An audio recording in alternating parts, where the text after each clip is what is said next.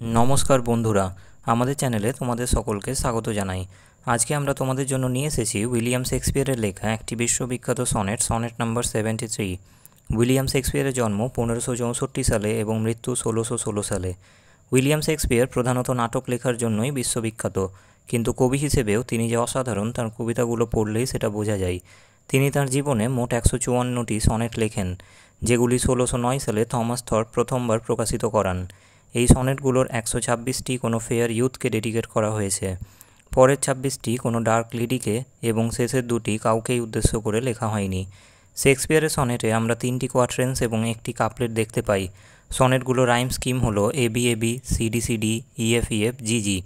সনেটগুলোতে তিনি আয়াম্বিক পেন্টামিটারের ব্যবহার করেন। তার সনেটগুলোর কোনো নামকরণ করা হয়নি, তাই বোঝার সুবিধার জন্য তাদের নাম্বার দিয়ে এবং প্রথম লাইন দিয়ে সনেটগুলোকে আইডেন্টিফাই করা হয়ে থাকে। আমাদের আজকের আলোচ্য সনেট সনেট নাম্বার 73 নশ্বরতা এবং যৌবনের ক্ষণস্থায়ী প্রকৃতির ওপরে আলোকপাত করে। সময়ের গতিশীল প্রকৃতিকে বোঝানোর জন্য হেমন্তের শুকনো পাতা, গোধূলিবেলা ও নিভু নিভু আগুনের প্রাণবন্ত চিত্র লেখক দারুণভাবে ব্যবহার করেছেন। প্রথম কোয়াট্রেনে কবি নিজেকে হেমন্ত ঋতুর শেষ ভাগের সঙ্গে তুলনা করেছেন, যখন কয়েকটি হলুদ পাতা গাছের খালি ডালে আটকে থেকে শীতের আগমনের ঘোষণা করে। এই চিত্রকল্পটি সময়ের অনিবার্য অতিক্রম এবং বার্ধক্যের আগমনের কথা তুলে ধরে। এখানে আরেকটি রূপক অলঙ্কার শূন্য ধ্বংসপ্রাপ্ত গির্জার প্রার্থনা মঞ্চেরও তিনি ব্যবহার করেছেন। কবি সেই খালি ডালপালাগুলির কথা বলেছেন যেখানে একসময় মিষ্টি পাখিরা গান গাইত। এটি গির্জার সেই ধ্বংসপ্রাপ্ত অংশ যেখানে একসময় প্রার্থনা সঙ্গীত গায়কেরা গান গাইত গির্জার প্রার্থনা সভার, সেটিরও প্রতিনিধিত্ব করে।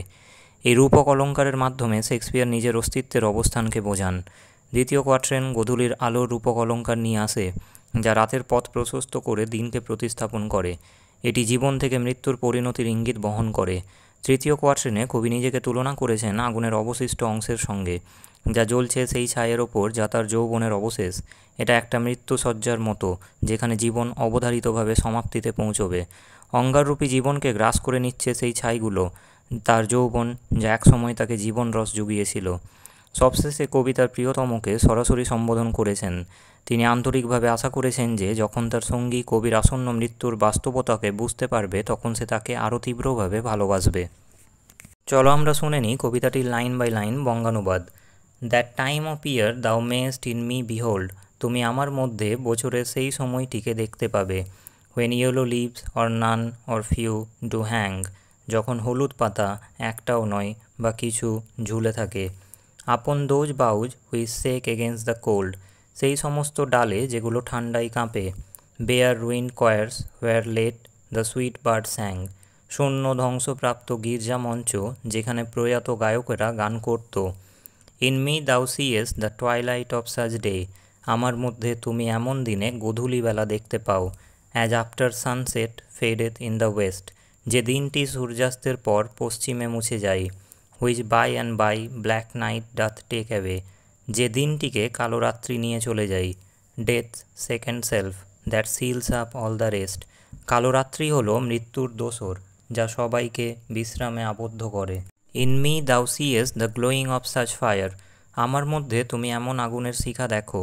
That on the ashes of his youth doth lie, যা তার যৌবনের চিতাভস্যের উপরেই শায়িত আছে। As the deathbed whereon it must expire, মৃত্যুসজ্জার মতো যার উপরে ফুরোতেই হবে একে একদিন। Consumed with that which it was nourished by, সেই তাকে গ্রাস করবে যার দ্বারা সে লালিত হয়েছিল। দিস দাও পারসিভেস্ট হুইচ মেক্স দাই লাভ মোর স্ট্রং, এই কথাগুলো তুমি বুঝেছ এবং এটি তোমার ভালোবাসাকে আরও শক্তিশালী করে তুলবে। To love that well which thou must leave ere long, তাকে তুমি ভালোভাবে ভালোবাসবে কারণ তোমাকে খুব শীঘ্রই তাকে চিরকালের মতো ছেড়ে দিতে হবে। এই ছিল আমাদের আজকের আলোচ্য সনেট সনেট নাম্বার 73 বঙ্গানুবাদ। যদি ভিডিওটি তোমাদের ভালো লেগে থাকে তাহলে ভিডিওটিকে লাইক, শেয়ার এবং চ্যানেলটিকে সাবস্ক্রাইব করতে ভুলবে না। জুড়ে থাকার জন্য ধন্যবাদ।